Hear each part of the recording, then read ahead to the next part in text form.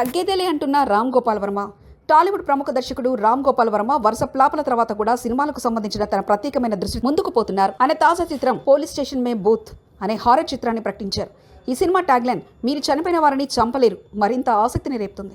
ఈ సినిమాలో బాలీవుడ్ నటుడు మనోజ్ బాజ్పేయి ప్రధాన పాత్రలో నటిస్తున్నారు.